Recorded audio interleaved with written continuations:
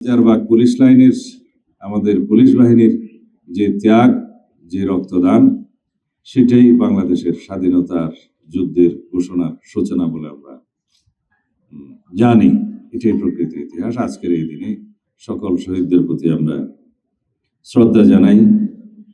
বাংলাদেশের মুক্তিযুদ্ধে, স্বাধীনতা যুদ্ধে যারা শহীদ হয়েছেন, আত্মত্যাগ করেছেন, বিভিন্নভাবে যারা পঙ্গুত্ব বরণ করেছেন, সকলকে আমরা আজকের এই জাতীয় দিনে, স্বাধীনতা দিবসে, জাতীয় দিবসে স্মরণ করি এবং সাভার স্মৃতিসৌধে আমরা প্রথমেই তাদের স্মরণে পুষ্পমাল্য অর্পণ করেছি। আমাদের মাননীয় প্রধানমন্ত্রী এবং বাংলাদেশের মহামান্য রাষ্ট্রপতি সূর্যোদয়ের সাথে সাথে পুষ্পমাল্য অর্পণ করেছেন।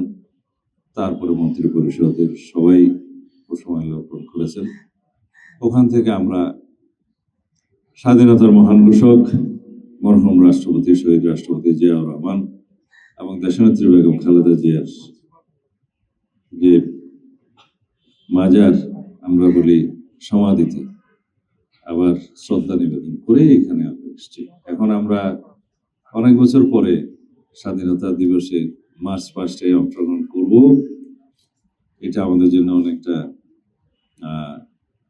আনন্দের দিন। বেশ কয়েক বছর বন্ধ ছিল। আশা করি বাংলাদেশের এই গণতান্ত্রিক যাত্রায় জাতীয় জীবনের যে প্রত্যাশা, শহীদের আকাঙ্ক্ষা এবং জনপ্রত্যাশা অনুযায়ী আমরা গণতান্ত্রিক চর্চা নতুনভাবে জাতীয় প্রত্যাশা অনুযায়ী শুরু করছি। এই চর্চা আমাদের অব্যাহত থাকবে। সকল ক্ষেত্রে আমরা গণতান্ত্রিক